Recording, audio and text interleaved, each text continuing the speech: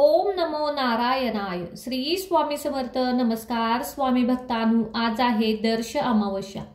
दर्श अमावस्या हा अत्यंत पवित्र दिवस मानला जातो. या दिवशी भगवान विष्णूची उपासना केल्याने पितृदोष, ग्रहदोष आणि कष्टदोष दूर होतात असे मानले जाते.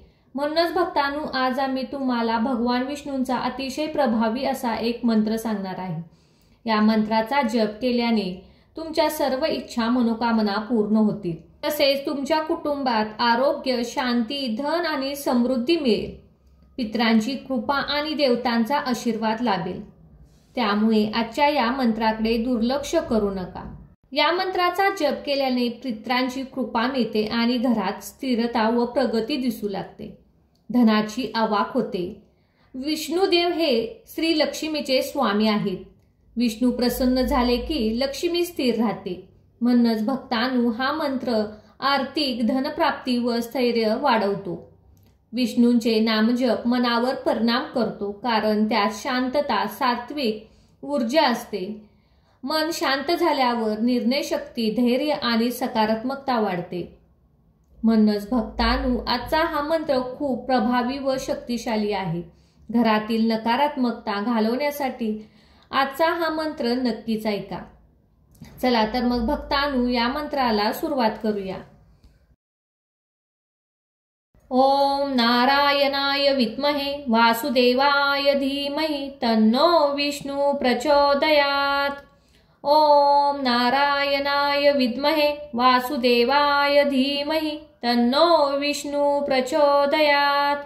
ओम नारायणाय विद्महे वासुदेवाय धीमहि तन्नो विष्णु प्रचोदयात्. ओम नारायणाय विद्महे वासुदेवाय धीमहि तन्नो विष्णु प्रचोदयात्. ओम नारायणाय विद्महे वासुदेवाय धीमहि तन्नो विष्णु प्रचोदयात्. ओम नारायणाय विद्महे वासुदेवाय धीमहि तन्नो विष्णु प्रचोदयात्. ओम नारायणाय विद्महे वासुदेवाय धीमहि तन्नो विष्णु प्रचोदयात्. ओम नारायणाय विद्महे वासुदेवाय धीमहि तन्नो विष्णु प्रचोदयात्. ओम नारायणाय विद्महे वासुदेवाय धीमहि तन्नो विष्णु प्रचोदयात्. ओम नारायणाय विद्महे वासुदेवाय धीमहि तन्नो विष्णु प्रचोदयात्. ओम नारायणाय विद्महे वासुदेवाय धीमहि तन्नो विष्णु प्रचोदयात्. ओम नारायणाय विद्महे वासुदेवाय धीमहि तन्नो विष्णु प्रचोदयात्. ओम नारायणाय विद्महे वासुदेवाय धीमहि तन्नो विष्णु प्रचोदयात्. ओम नारायणाय विद्महे वासुदेवाय धीमहि तन्नो विष्णु प्रचोदयात्. ओम नारायणाय विद्महे वासुदेवाय धीमहि तन्नो विष्णु प्रचोदयात्. ओम नारायणाय विद्महे वासुदेवाय धीमहि तन्नो विष्णु प्रचोदयात्. ओम नारायणाय विद्महे वासुदेवाय धीमहि तन्नो विष्णु प्रचोदयात्. ओम नारायणाय विद्महे वासुदेवाय धीमहि तन्नो विष्णु प्रचोदयात्. ओम नारायणाय विद्महे वासुदेवाय धीमहि तन्नो विष्णु प्रचोदयात्. ओम नारायणाय विद्महे वासुदेवाय धीमहि तन्नो विष्णु प्रचोदयात्. ओम नारायणाय विद्महे वासुदेवाय धीमहि तन्नो विष्णु प्रचोदयात्. ओम नारायणाय विद्महे वासुदेवाय धीमहि तन्नो विष्णु प्रचोदयात्. ओम नारायणाय विद्महे वासुदेवाय धीमहि तन्नो विष्णु प्रचोदयात्. ओम नारायणाय विद्महे वासुदेवाय धीमहि तन्नो विष्णु प्रचोदयात्. ओम नारायणाय विद्महे वासुदेवाय धीमहि तन्नो विष्णु प्रचोदयात्। ओम नारायणाय विद्महे वासुदेवाय धीमहि तन्नो विष्णु प्रचोदयात्। ओम नारायणाय विद्महे वासुदेवाय धीमहि तन्नो विष्णु प्रचोदयात्। ओम नारायणाय विद्महे वासुदेवाय धीमहि तन्नो विष्णु प्रचोदयात्। ओम नारायणाय विद्महे वासुदेवाय धीमहि तन्नो विष्णु प्रचोदयात्। ओम नारायणाय विद्महे वासुदेवाय धीमहि तन्नो विष्णु प्रचोदयात्। ओम नारायणाय विद्महे वासुदेवाय धीमहि तन्नो विष्णु प्रचोदयात्। ओम नारायणाय विद्महे वासुदेवाय धीमहि तन्नो विष्णु प्रचोदयात्। ओम नारायणाय विद्महे वासुदेवाय धीमहि तन्नो विष्णु प्रचोदयात्। ओम नारायणाय विद्महे वासुदेवाय धीमहि तन्नो विष्णु प्रचोदयात्। ओम नारायणाय विद्महे वासुदेवाय धीमहि तन्नो विष्णु प्रचोदयात्। ओम नारायणाय विद्महे वासुदेवाय धीमहि तन्नो विष्णु प्रचोदयात्। ओम नारायणाय विद्महे वासुदेवाय धीमहि तन्नो विष्णु प्रचोदयात्। ओम नारायणाय विद्महे वासुदेवाय धीमहि तन्नो विष्णु प्रचोदयात्। ओम नारायणाय विद्महे वासुदेवाय धीमहि तन्नो विष्णु प्रचोदयात्। ओम नारायणाय विद्महे वासुदेवाय धीमहि तन्नो विष्णु प्रचोदयात्।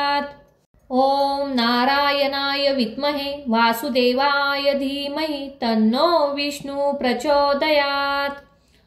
ओम नारायणाय विद्महे वासुदेवाय धीमहि तन्नो विष्णु प्रचोदयात्। ओम नारायणाय विद्महे वासुदेवाय धीमहि तन्नो विष्णु प्रचोदयात्। ओम नारायणाय विद्महे वासुदेवाय धीमहि तन्नो विष्णु प्रचोदयात्। ओम नारायणाय विद्महे वासुदेवाय धीमहि तन्नो विष्णु प्रचोदयात्। ओम नारायणाय विद्महे वासुदेवाय धीमहि तन्नो विष्णु प्रचोदयात्। ओम नारायणाय विद्महे वासुदेवाय धीमहि तन्नो विष्णु प्रचोदयात्। ओम नारायणाय विद्महे वासुदेवाय धीमहि तन्नो विष्णु प्रचोदयात्। ओम नारायणाय विद्महे वासुदेवाय धीमहि तन्नो विष्णु प्रचोदयात्। ओम नारायणाय विद्महे वासुदेवाय धीमहि तन्नो विष्णु प्रचोदयात्। ओम नारायणाय विद्महे वासुदेवाय धीमहि तन्नो विष्णु प्रचोदयात्। ओम नारायणाय विद्महे वासुदेवाय धीमहि तन्नो विष्णु प्रचोदयात्। ओम नारायणाय विद्महे वासुदेवाय धीमहि तन्नो विष्णु प्रचोदयात्। ओम नारायणाय विद्महे वासुदेवाय धीमहि तन्नो विष्णु प्रचोदयात्। ओम नारायणाय विद्महे वासुदेवाय धीमहि तन्नो विष्णु प्रचोदयात्। ओम नारायणाय विद्महे वासुदेवाय धीमहि तन्नो विष्णु प्रचोदयात्। ओम नारायणाय विद्महे वासुदेवाय धीमहि तन्नो विष्णु प्रचोदयात्। ओम नारायणाय विद्महे वासुदेवाय धीमहि तन्नो विष्णु प्रचोदयात्। ओम नारायणाय विद्महे वासुदेवाय धीमहि तन्नो विष्णु प्रचोदयात्। ओम नारायणाय विद्महे वासुदेवाय धीमहि तन्नो विष्णु प्रचोदयात्। ॐ नारायणाय विद्महे वासुदेवाय धीमहि तन्नो विष्णु प्रचोदयात्। ॐ नारायणाय विद्महे वासुदेवाय धीमहि तन्नो विष्णु प्रचोदयात्। ॐ नारायणाय विद्महे वासुदेवाय धीमहि तन्नो विष्णु प्रचोदयात्। ॐ नारायणाय विद्महे वासुदेवाय धीमहि तन्नो विष्णु प्रचोदयात्। ॐ नारायणाय विद्महे वासुदेवाय धीमहि तन्नो विष्णु प्रचोदयात्। ॐ नारायणाय विद्महे वासुदेवाय धीमहि तन्नो विष्णु प्रचोदयात्। ॐ नारायणाय विद्महे वासुदेवाय धीमहि तन्नो विष्णु प्रचोदयात्। ॐ नारायणाय विद्महे वासुदेवाय धीमहि तन्नो विष्णु प्रचोदयात्। ॐ नारायणाय विद्महे वासुदेवाय धीमहि तन्नो विष्णु प्रचोदयात्। ॐ नारायणाय विद्महे वासुदेवाय धीमहि तन्नो विष्णु प्रचोदयात्। ॐ नारायणाय विद्महे वासुदेवाय धीमहि तन्नो विष्णु प्रचोदयात्। ॐ नारायणाय विद्महे वासुदेवाय धीमहि तन्नो विष्णु प्रचोदयात्। ॐ नारायणाय विद्महे वासुदेवाय धीमहि तन्नो विष्णु प्रचोदयात्। ॐ नारायणाय विद्महे वासुदेवाय धीमहि तन्नो विष्णु प्रचोदयात्। ॐ नारायणाय विद्महे वासुदेवाय धीमहि तन्नो विष्णु प्रचोदयात्। ॐ नारायणाय विद्महे वासुदेवाय धीमहि तन्नो विष्णु प्रचोदयात्। ॐ नारायणाय विद्महे वासुदेवाय धीमहि तन्नो विष्णु प्रचोदयात्। ॐ नारायणाय विद्महे वासुदेवाय धीमहि तन्नो विष्णु प्रचोदयात्। ॐ नारायणाय विद्महे वासुदेवाय धीमहि तन्नो विष्णु प्रचोदयात्। ॐ नारायणाय विद्महे वासुदेवाय धीमहि तन्नो विष्णु प्रचोदयात्। ॐ नारायणाय विद्महे वासुदेवाय धीमहि तन्नो विष्णु प्रचोदयात्। ॐ नारायणाय विद्महे वासुदेवाय धीमहि तन्नो विष्णु प्रचोदयात्। ॐ नारायणाय विद्महे वासुदेवाय धीमहि तन्नो विष्णु प्रचोदयात्। ॐ नारायणाय विद्महे वासुदेवाय धीमहि तन्नो विष्णु प्रचोदयात्। ॐ नारायणाय विद्महे वासुदेवाय धीमहि तन्नो विष्णु प्रचोदयात्। ॐ नारायणाय विद्महे वासुदेवाय धीमहि तन्नो विष्णु प्रचोदयात्। ॐ नारायणाय विद्महे वासुदेवाय धीमहि तन्नो विष्णु प्रचोदयात्। ॐ नारायणाय विद्महे वासुदेवाय धीमहि तन्नो विष्णु प्रचोदयात्।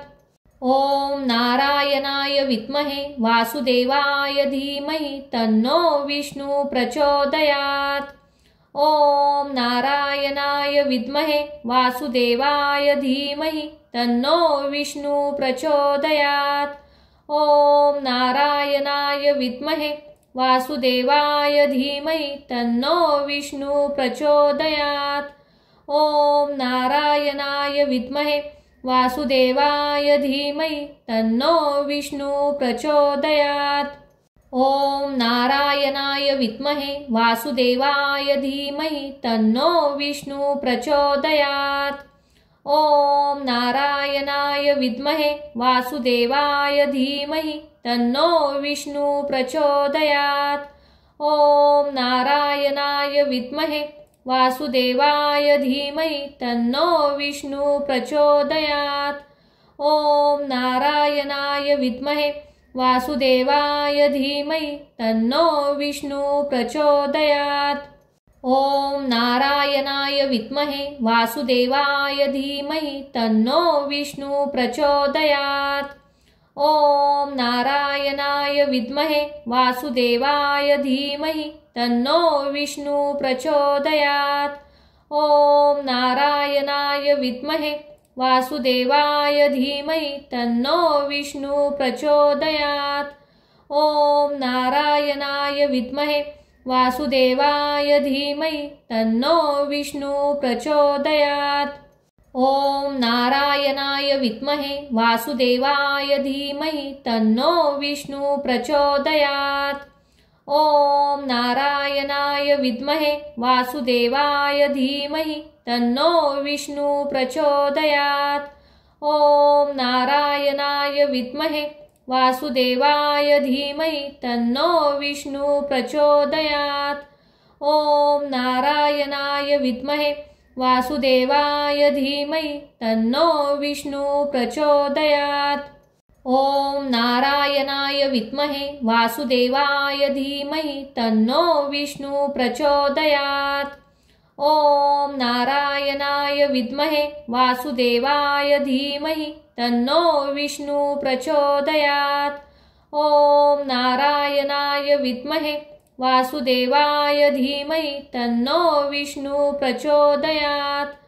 ॐ नारायणाय विद्महे वासुदेवाय धीमहि तन्नो विष्णु प्रचोदयात्। ॐ नारायणाय विद्महे वासुदेवाय धीमहि तन्नो विष्णु प्रचोदयात्। ॐ नारायणाय विद्महे वासुदेवाय धीमहि तन्नो विष्णु प्रचोदयात्। ॐ नारायणाय विद्महे वासुदेवाय धीमहि तन्नो विष्णु प्रचोदयात्।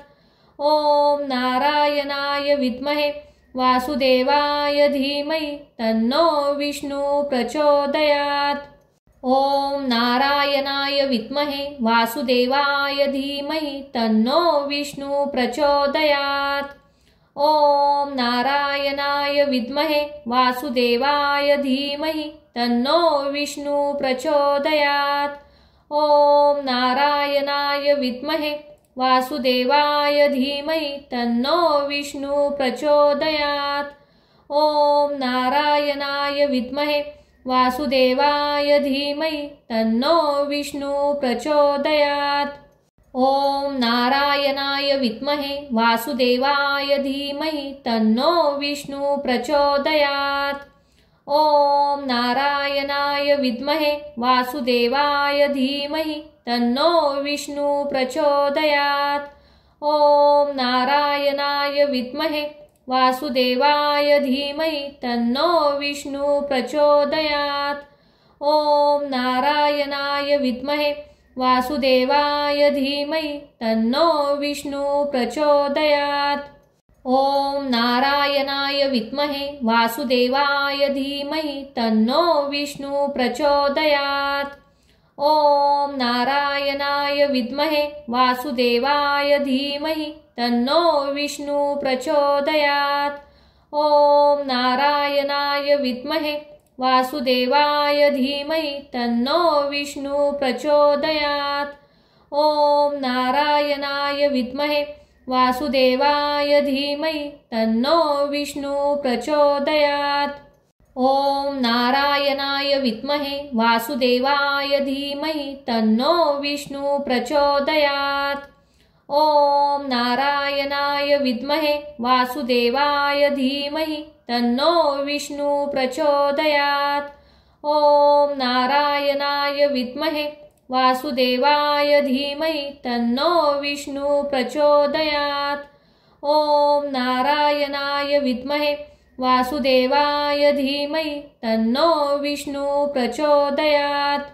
ॐ नारायणाय विद्महे वासुदेवाय धीमहि तन्नो विष्णु प्रचोदयात्।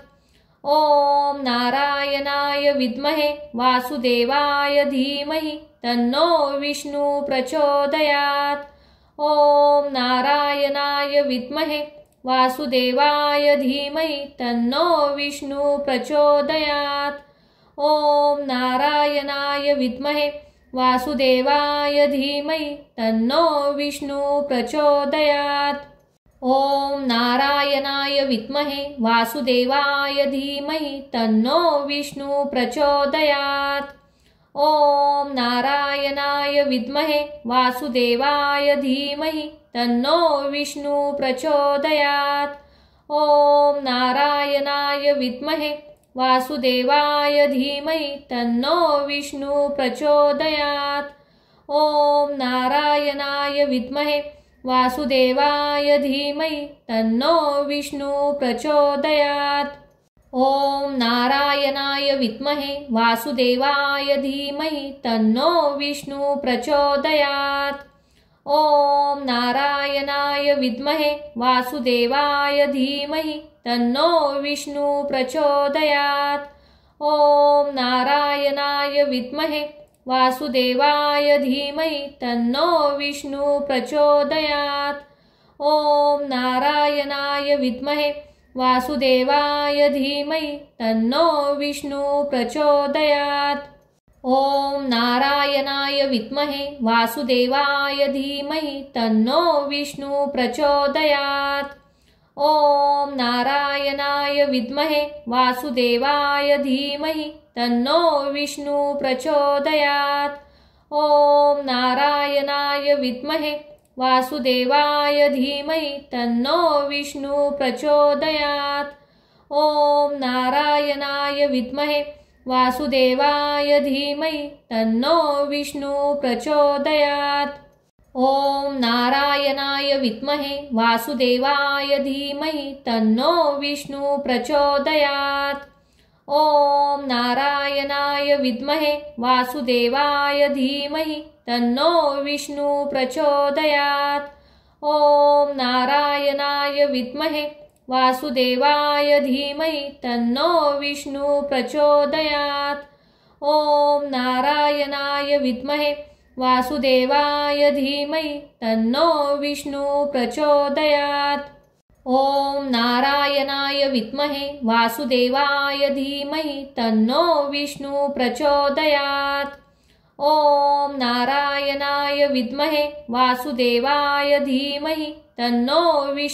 प्रचोदयात्।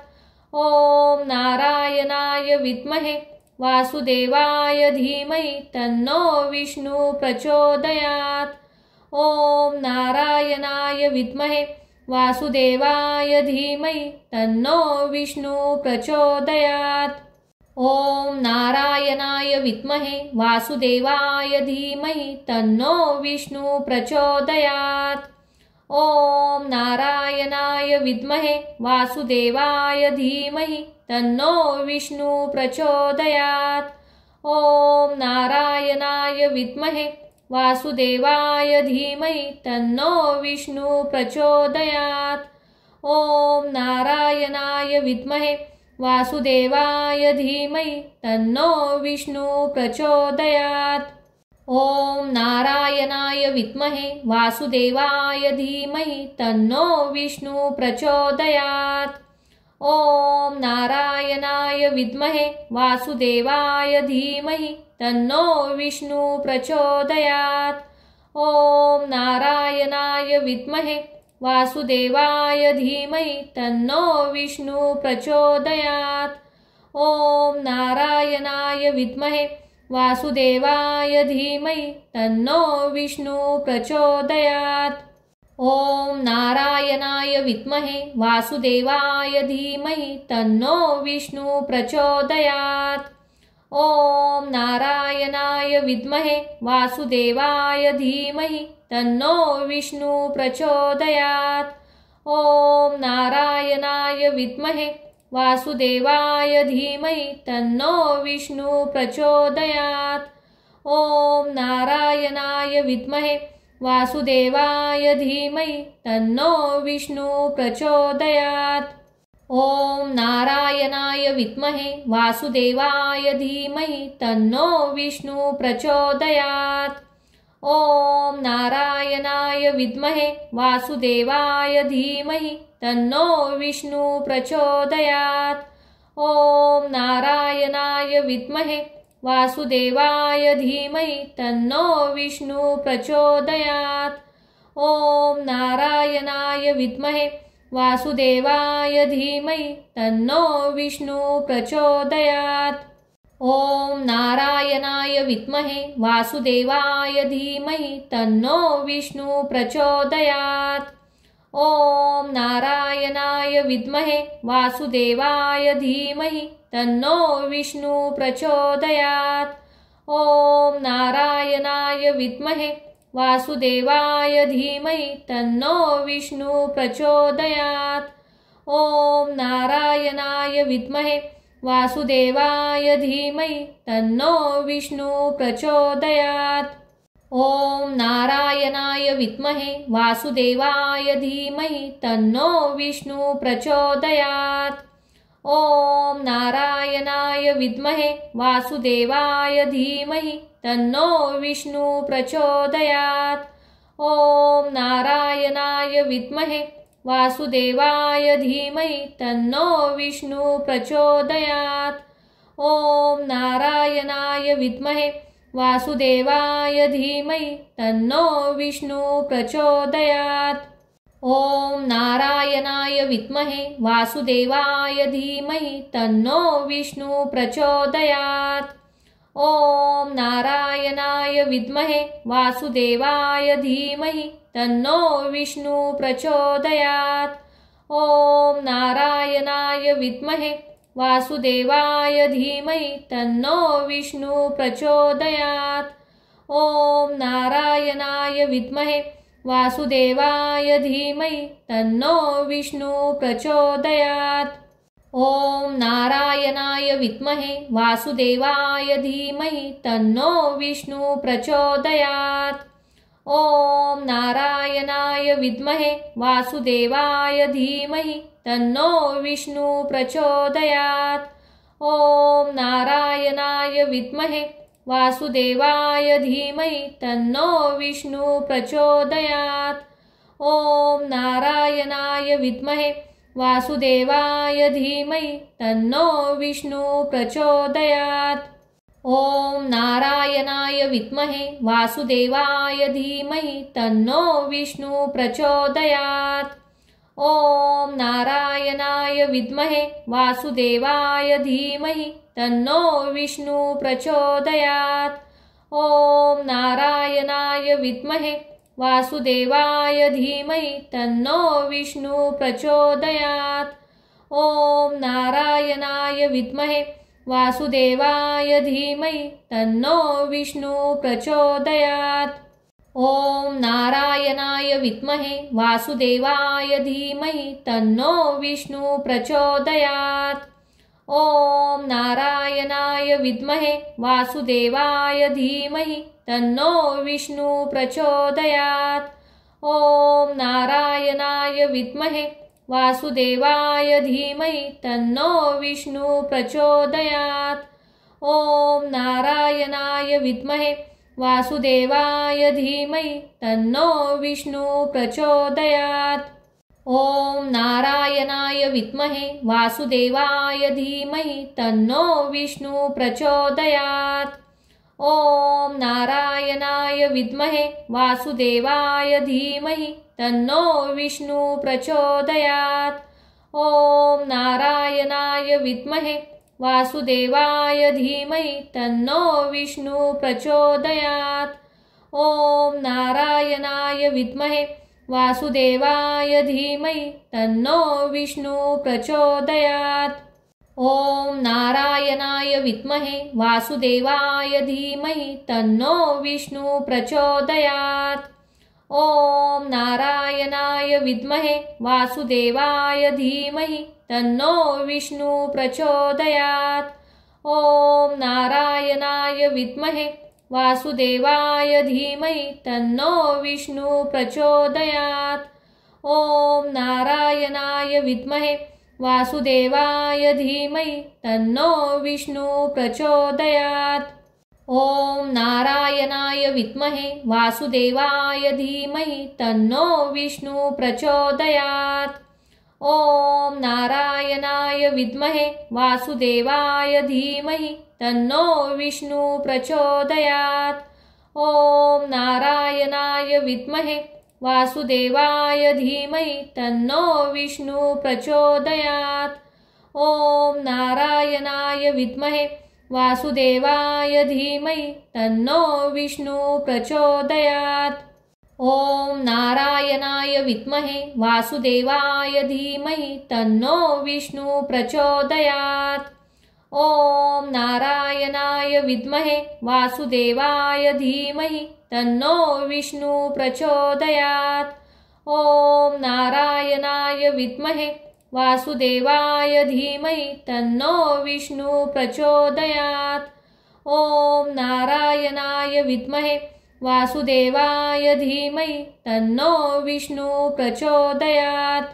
ॐ नारायणाय विद्महे वासुदेवाय धीमहि तन्नो विष्णु प्रचोदयात्। ॐ नारायणाय विद्महे वासुदेवाय धीमहि तन्नो विष्णु प्रचोदयात्। ॐ नारायणाय विद्महे वासुदेवाय धीमहि तन्नो विष्णु प्रचोदयात्।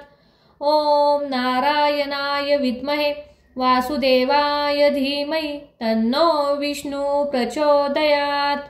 ॐ नारायणाय विद्महे वासुदेवाय धीमहि तन्नो विष्णु प्रचोदयात्।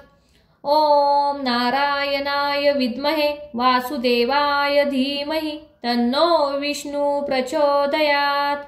ॐ नारायणाय विद्महे वासुदेवाय धीमहि तन्नो विष्णु प्रचोदयात्।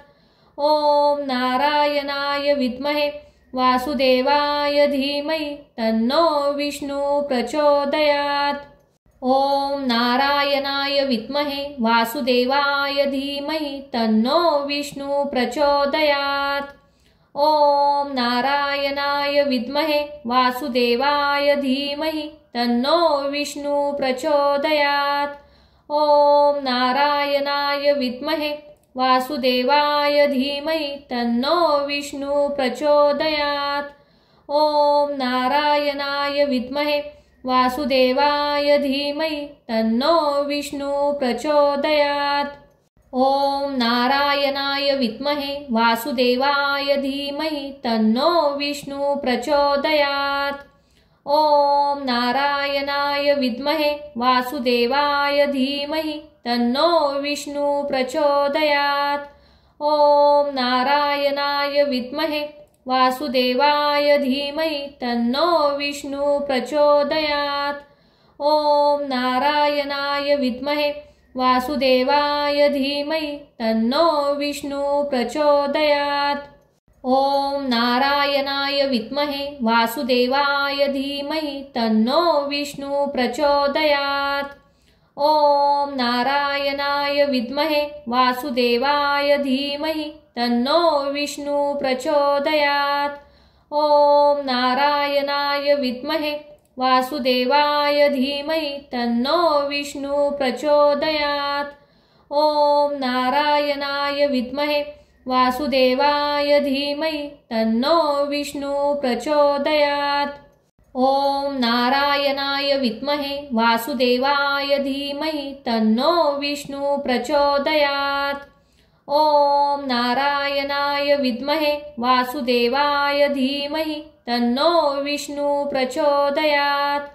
ॐ नारायणाय विद्महे वासुदेवाय धीमहि तन्नो विष्णु प्रचोदयात्। ॐ नारायणाय विद्महे वासुदेवाय धीमहि तन्नो विष्णु प्रचोदयात्।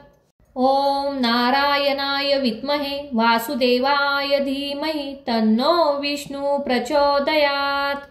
ॐ नारायणाय विद्महे वासुदेवाय धीमहि तन्नो विष्णु प्रचोदयात्। ॐ नारायणाय विद्महे वासुदेवाय धीमहि तन्नो विष्णु प्रचोदयात्। ॐ नारायणाय विद्महे वासुदेवाय धीमहि तन्नो विष्णु प्रचोदयात्। ॐ नारायणाय विद्महे वासुदेवाय धीमहि तन्नो विष्णु प्रचोदयात्। ॐ नारायणाय विद्महे वासुदेवाय धीमहि तन्नो विष्णु प्रचोदयात्। ॐ नारायणाय विद्महे वासुदेवाय धीमहि तन्नो विष्णु प्रचोदयात्। ॐ नारायणाय विद्महे वासुदेवाय धीमहि तन्नो विष्णु प्रचोदयात्। ॐ नारायणाय विद्महे वासुदेवाय धीमहि तन्नो विष्णु प्रचोदयात्। ॐ नारायणाय विद्महे वासुदेवाय धीमहि तन्नो विष्णु प्रचोदयात्। ॐ नारायणाय विद्महे वासुदेवाय धीमहि तन्नो विष्णु प्रचोदयात्। ॐ नारायणाय विद्महे वासुदेवाय धीमहि तन्नो विष्णु प्रचोदयात्। ॐ नारायणाय विद्महे वासुदेवाय धीमहि तन्नो विष्णु प्रचोदयात्। ॐ नारायणाय विद्महे वासुदेवाय धीमहि तन्नो विष्णु प्रचोदयात्। ॐ नारायणाय विद्महे वासुदेवाय धीमहि तन्नो विष्णु प्रचोदयात्। ॐ नारायणाय विद्महे वासुदेवाय धीमहि तन्नो विष्णु प्रचोदयात्। ॐ नारायणाय विद्महे वासुदेवाय धीमहि तन्नो विष्णु प्रचोदयात्। ॐ नारायणाय विद्महे वासुदेवाय धीमहि तन्नो विष्णु प्रचोदयात्। ॐ नारायणाय विद्महे वासुदेवाय धीमहि तन्नो विष्णु प्रचोदयात्। ॐ नारायणाय विद्महे वासुदेवाय धीमहि तन्नो विष्णु प्रचोदयात्। ॐ नारायणाय विद्महे वासुदेवाय धीमहि तन्नो विष्णु प्रचोदयात्।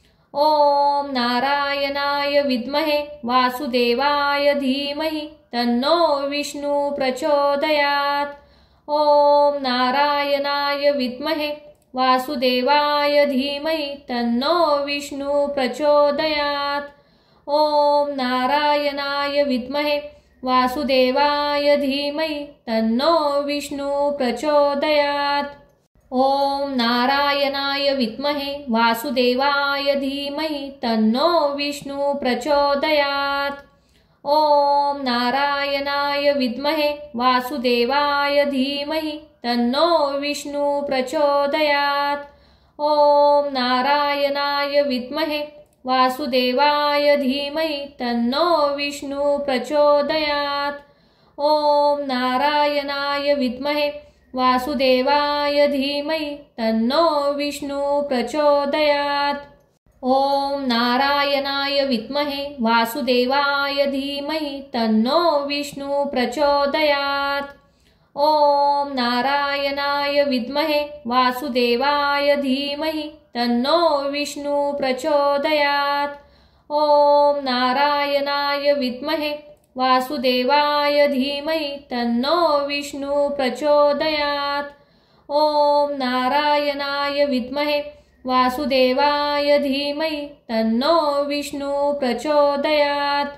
ॐ नारायणाय विद्महे वासुदेवाय धीमहि तन्नो विष्णु प्रचोदयात्। ॐ नारायणाय विद्महे वासुदेवाय धीमहि तन्नो विष्णु प्रचोदयात्। ॐ नारायणाय विद्महे वासुदेवाय धीमहि तन्नो विष्णु प्रचोदयात्। ॐ नारायणाय विद्महे वासुदेवाय धीमहि तन्नो विष्णु प्रचोदयात्। ॐ नारायणाय विद्महे वासुदेवाय धीमहि तन्नो विष्णु प्रचोदयात्।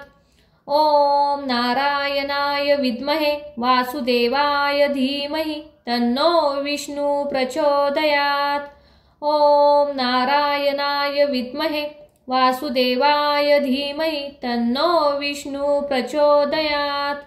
ॐ नारायणाय विद्महे वासुदेवाय धीमहि तन्नो विष्णु प्रचोदयात्। ॐ नारायणाय विद्महे वासुदेवाय धीमहि तन्नो विष्णु प्रचोदयात्। ॐ नारायणाय विद्महे वासुदेवाय धीमहि तन्नो विष्णु प्रचोदयात्। ॐ नारायणाय विद्महे वासुदेवाय धीमहि तन्नो विष्णु प्रचोदयात्। ॐ नारायणाय विद्महे वासुदेवाय धीमहि तन्नो विष्णु प्रचोदयात्। ॐ नारायणाय विद्महे वासुदेवाय धीमहि तन्नो विष्णु प्रचोदयात्। ॐ नारायणाय विद्महे वासुदेवाय धीमहि तन्नो विष्णु प्रचोदयात्। ॐ नारायणाय विद्महे वासुदेवाय धीमहि तन्नो विष्णु प्रचोदयात्। ॐ नारायणाय विद्महे वासुदेवाय धीमहि तन्नो विष्णु प्रचोदयात्। ॐ नारायणाय विद्महे वासुदेवाय धीमहि तन्नो विष्णु प्रचोदयात्। ॐ नारायणाय विद्महे वासुदेवाय धीमहि तन्नो विष्णु प्रचोदयात्। ॐ नारायणाय विद्महे वासुदेवाय धीमहि तन्नो विष्णु प्रचोदयात्। ॐ नारायणाय विद्महे वासुदेवाय धीमहि तन्नो विष्णु प्रचोदयात्। ॐ नारायणाय विद्महे वासुदेवाय धीमहि तन्नो विष्णु प्रचोदयात्। ॐ नारायणाय विद्महे वासुदेवाय धीमहि तन्नो विष्णु प्रचोदयात्। ॐ नारायणाय विद्महे वासुदेवाय धीमहि तन्नो विष्णु प्रचोदयात्। ॐ नारायणाय विद्महे वासुदेवाय धीमहि तन्नो विष्णु प्रचोदयात्। ॐ नारायणाय विद्महे वासुदेवाय धीमहि तन्नो विष्णु प्रचोदयात्। ॐ नारायणाय विद्महे वासुदेवाय धीमहि तन्नो विष्णु प्रचोदयात्। ॐ नारायणाय विद्महे वासुदेवाय धीमहि तन्नो विष्णु प्रचोदयात्। ॐ नारायणाय विद्महे वासुदेवाय धीमहि तन्नो विष्णु प्रचोदयात्। ॐ नारायणाय विद्महे वासुदेवाय धीमहि तन्नो विष्णु प्रचोदयात्। ॐ नारायणाय विद्महे वासुदेवाय धीमहि तन्नो विष्णु प्रचोदयात्। ॐ नारायणाय विद्महे वासुदेवाय धीमहि तन्नो विष्णु प्रचोदयात्। ॐ नारायणाय विद्महे वासुदेवाय धीमहि तन्नो विष्णु प्रचोदयात्। ॐ नारायणाय विद्महे वासुदेवाय धीमहि तन्नो विष्णु प्रचोदयात्।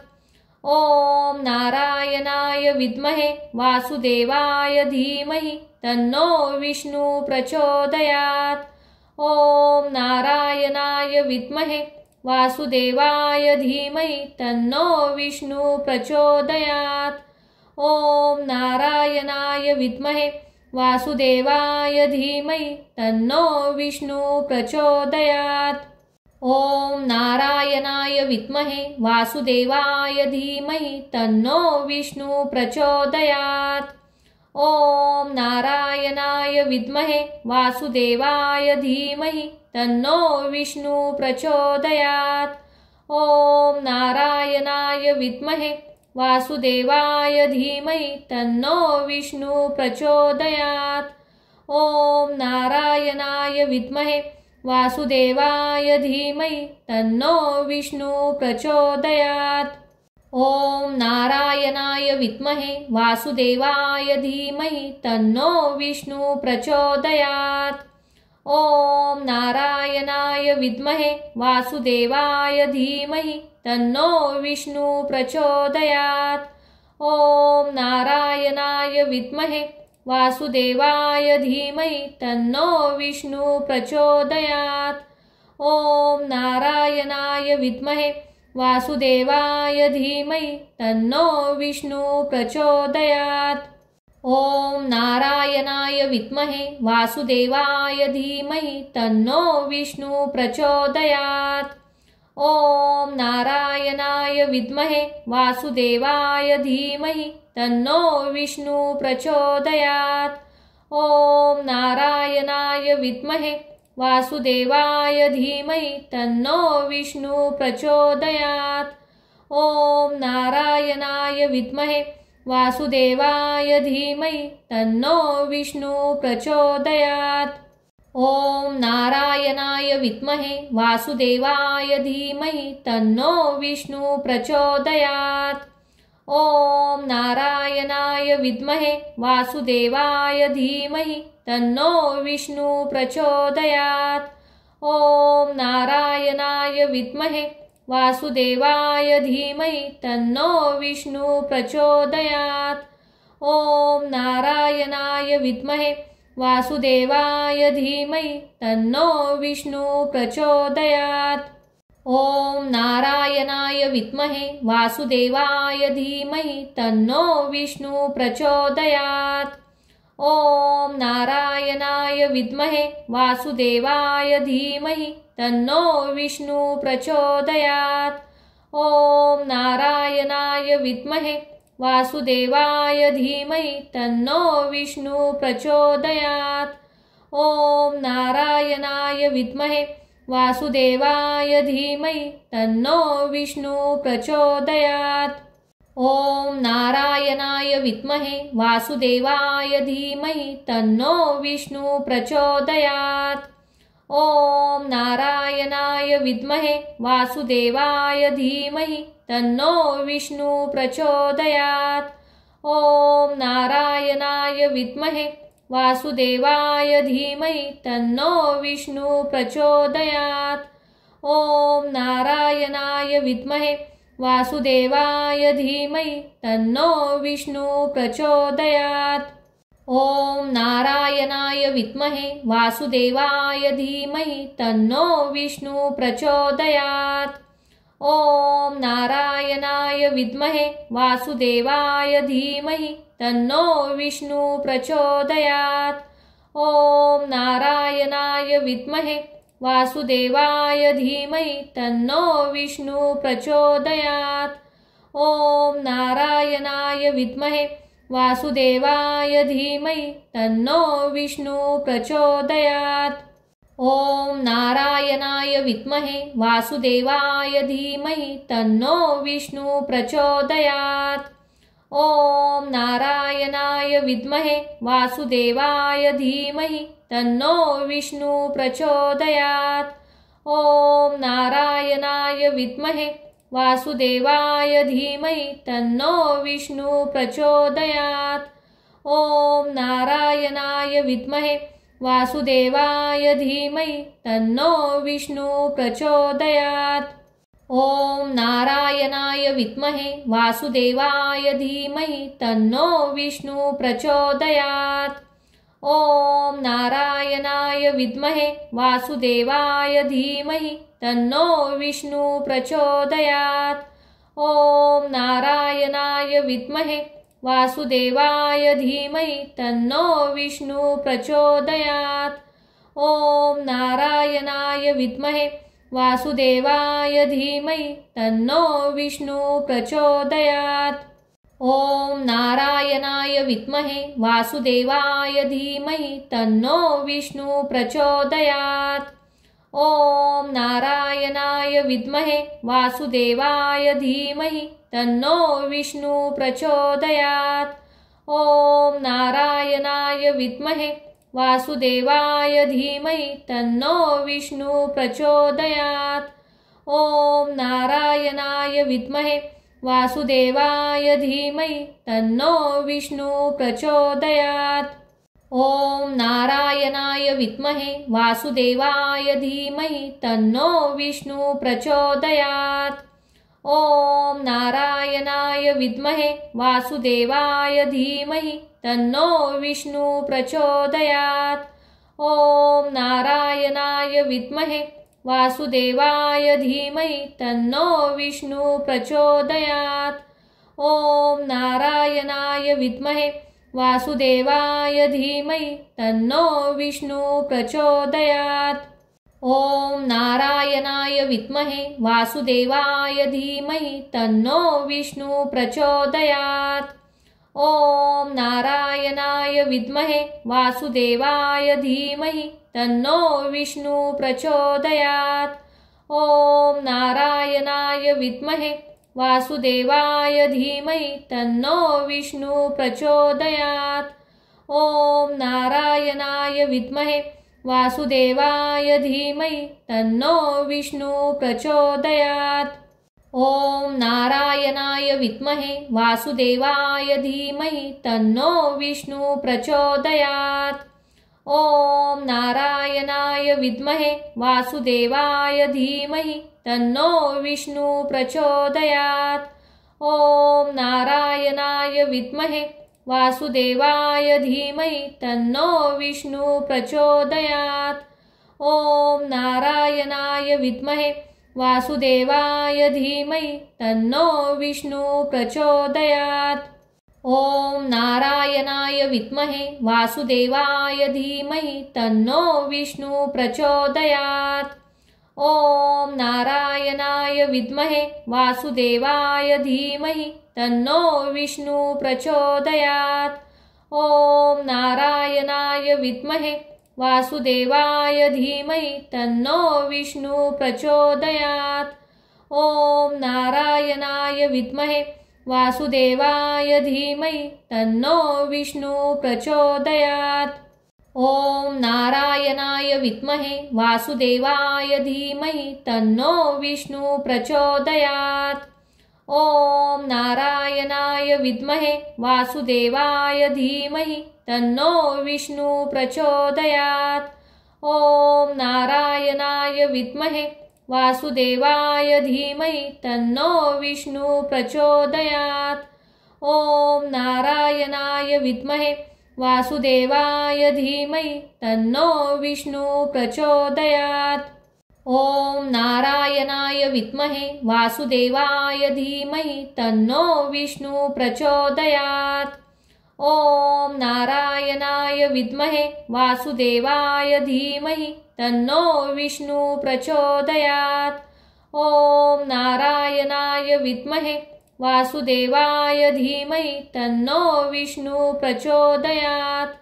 ओम नारायणाय विद्महे वासुदेवाय धीमहि तन्नो विष्णु प्रचोदयात्।